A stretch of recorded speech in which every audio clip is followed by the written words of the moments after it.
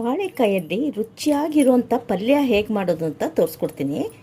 ಬಾಳೆಕಾಯ್ದು ಆ ಕಡೆ ಈ ಕಡೆ ನೋಡಿ ಈ ಥರ ಕಟ್ ಮಾಡಿಕೊಂಡು ಈ ಥರ ಮಧ್ಯ ಕಟ್ ಮಾಡ್ಕೋಬೇಕು. ಏನು ಸಿಪ್ಪೆ ತೆಗೆಯೋದು ಬೇಡ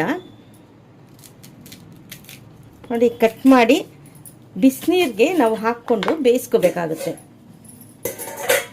ಒಂದು 2 ನಿಮಿಷ ಇದ್ರ ಸಿಪ್ಪೆ ಸಮೇತ ಹಾಕಿ ಬೇಯಿಸ್ಕೋಬೇಕು.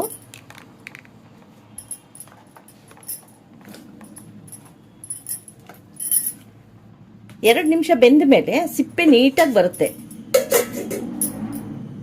ಈಗ 2 ನಿಮಿಷ ಬೆಂದ ಮೇಲೆ ಸಿಪ್ಪೆ ಎಲ್ಲ ನೋಡಿ ಎಷ್ಟು ನೀಟಾಗಿ ಬರ್ತಾ ಇದೆ. ಈ ಸಿಪ್ಪೆ ಎಲ್ಲ ಹಿಂಗೆ ತೆಗೆದುಬಿಡಿ. ತೆಗೆದು ಇಟ್ಕೊಂಡು ಇದನ್ನು ತುರ್ಕೋಬೇಕು ನೀಟಾಗಿ.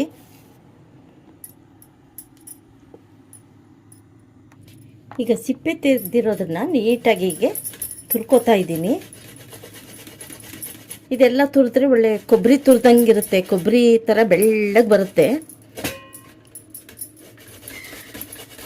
ಇದನ್ನ ಹಾಕಿ ಬಾಣಲಿಲಿ ಎಣ್ಣೆ ಹಾಕಿ ಒಗ್ಗರಣೆ ಹಾಕ್ಕೋಬೇಕಾಗುತ್ತೆ. ಇದು ತುರಿದಿರೋದನ್ನೆಲ್ಲ ಹಾಕಿ ಇದು ಒಂದು ಸಲ ಮಾಡಿ ನೀವು ಟೇಸ್ಟ್ ನೋಡಿ. ಚಪಾತಿಗೆ, ದೋಸೆಗೆ, ಅನ್ನಕ್ಕೆ ಎಲ್ಲದಕ್ಕೂ ನಂಚ್ಕೊಳ್ಳೋಕ್ಕೂ ಚೆನ್ನಾಗಿರುತ್ತೆ. ಇದು ನೋಡಿ ತುರಿ ಎಷ್ಟು ಬೆಳ್ಳಗೆ ಬರ್ತಾ ಇದೆ.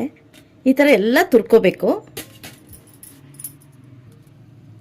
ಈಗ ತುರಿದಿರೋ ತುರಿನೆಲ್ಲ ಹಾಗೆ ಇಟ್ಕೊಂಡು ಒಂದು ಪ್ಯಾನ್ಗೆ ಸ್ವಲ್ಪ ಎಣ್ಣೆ ಒಂದು 2 ಸ್ಪೂನಷ್ಟು ಹಾಕಿ, ಸಾಸಿವೆ, ಉದ್ದಿನಬೇಳೆ, ಕಡಲೆಬೇಳೆ 2 ಹಾಕ್ಕೊಳ್ಳಿ. ಹಸಿಮೆಣ್ಸಿನ್ಕಾಯಿ ಹಾಕ್ಕೊಂಡು ಸ್ವಲ್ಪ ಫ್ರೈ ಮಾಡ್ಕೋಬೇಕು.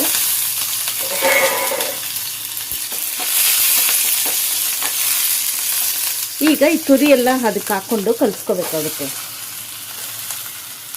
ನೋಡಿ ತುರಿ ಎಷ್ಟು ಬೆಳ್ಳಗೆ ಎಷ್ಟು ಚೆನ್ನಾಗಿದೆ. ಈಗ ಈ ತುರಿನ ನೀಟಾಗಿ ಕಲಿಸ್ಕೊಳ್ಳಿ.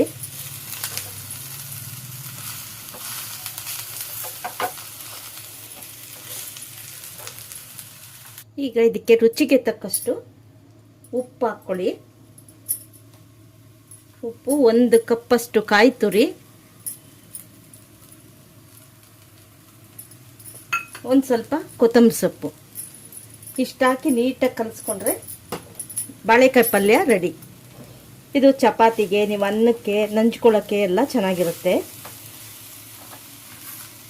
ಒಂದು ಸಲ ನೀವು ಟ್ರೈ ಮಾಡಿ.